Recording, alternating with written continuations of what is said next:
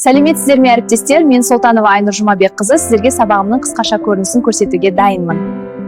Сәлеметсіздер ме оқушылар, бүгін біз сендермен жаңа тақырыпты бастамас бұрын ең бірінші топтық үш топқа бөлініп алады, иә?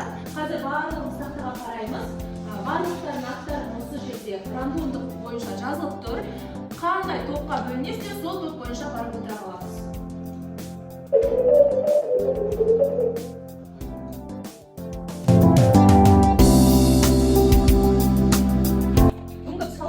Сендерге сабақта ең басты тілегенім шашқанды, үйреге, қуаныш, және қуаныш. Сабақтың соңында осылай жақсы көңілменен айтпайды, иә? Олар біз сендермен өткен сабақта, яғни сүйектің құрылысы бойынша толықтай тірек-қимыл жүйесін өтіп аяқтадық, иә?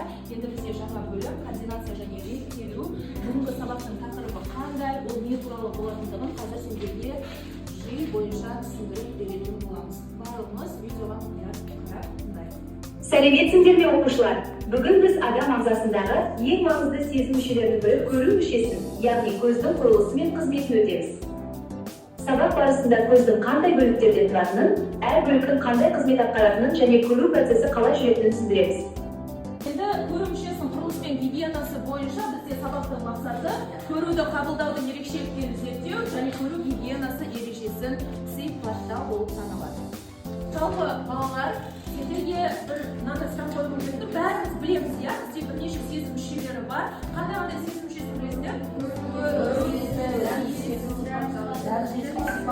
Сипат сезім мүшелері, иә? Соның ішінде бізде ең негізгі маңызды мүшелердің бірі ол көру мүшесі. Яғни біз қоршаған әлемді білу үшін не істеуіміз керек?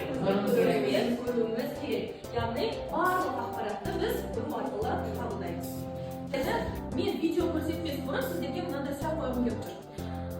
Біздің көзіміздің құрылысында сендерге көрініп тұрған қандай бөліктер бар айналасында? Қабаттаған кірпігіміз бар бізде, көздің қарашығын білеміз, иә? Біз қатарда көз бұршағы, жақсы көздің қарашығы бұршақтар бар, иә? Бұның барлығы көздің құрылысына кіретін тұрған бөліктер, бірақ біздің жаңағы көзіміздегі қас, кірпік, ол не істеуге көмектеседі? Яғни қорғауға көмектеседі, иә? Олар бойынша болып саналады. Ал көздің ішкі құрылысы неден тұрады? Біз тағы қазір видеоны қараймыз. Қанатында секунд сайын миллиондаған операция орындалып жатыр. Адам ақпараттың 90% көз арқылы қабылдайды. Көз етті біздің миымыздың сыртқа шығарылған бір бөлігі. Көз өте нәзік, сондықтан табиғат оны қорғауды да ойластырған. Байқасаңыз, маңдайдан аққан тер көзге құйылмайды. Оның қас ұстап көз алмасының сәл қарастырайық. Ол үш негізгі қабаттан тұрады. Біріншісіне ақ қабық, ол ең тығыздығы қабат, екіншісі амарлық қабат. Мұнда көптеген қан тамырлары бар, цитилия. Ал біз көретін көздің түсін нұрлы қабық береді. Оның ортасындағы тесікте қарашық. Қарашық фотоаппараттың диафрагмасы сияқты. Жарық көп болсаңыз тартылады, аз болсаңыз күйдіреді. Ең қызықты процесс оптикалық жүйе. Қарашықтың артында екі жағында тесілген көз бұршағы орналасқан. Ол жарық сәулесін сіңдіріп, оны көздің түбіне қашап, торлы қабыққа жинайды.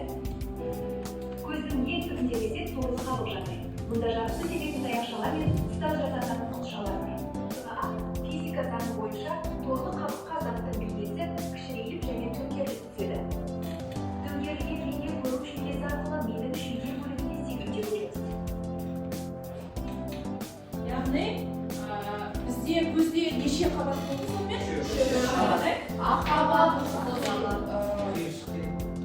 нұрлы қабат, және қабат және көзі қабат. Яғни осындай үш бөлікте тұрады екен. Сондай бір QR көрсетілген.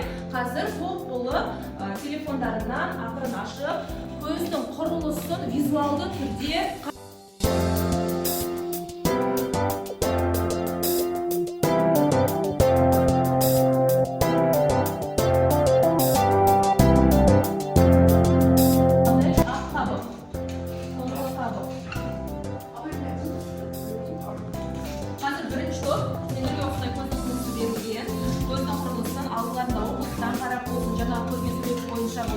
қандай бөлім қай жерде жатыр, соны естесіздер, қайсыңдар. Қазір сендерде осындай кесте, яғни бұл жерде әрбір қабаттың ерекшеліктерін қысқаша сипаттайсыңдар. Ана сендерге осылай сурет, бұл жерде суреттің көмкерілген дүниесі көрсетілген. Бұл көмкерілген дүние не үшін көрсетіледі? Ол қандай нәрсе екендігі туралы ақпаратты оқулықтан тауып жазып. Рахмат. Жақсы, екінші сөз жауабы.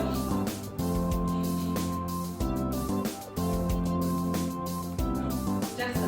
Яғни дастаны көз өте жақсы көреді екен. Рахат.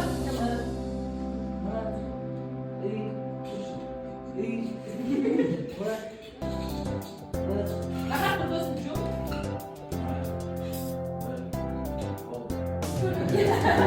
Рахаттан бастап көрмейді, яғни 0,04 бұны бізде есепте. Балалар сендермен кесе бойынша жұмыс жүргізді. Енді бұл енді өзінің кішігірім жасаған кітапша. Бұл жерде көз күтімі бойынша көздің не екендігі туралы ақпарат берілген. Қазір мен сендерге осындай кітапшаны беремін. Бұл жерде сендердің көз құрылыстары бойынша 15-ші қаттардан бастап көрмей жатыр. Соны өздеріне белгілеп жазып аласыңдар. Кейін уже сендерге не істеу керек?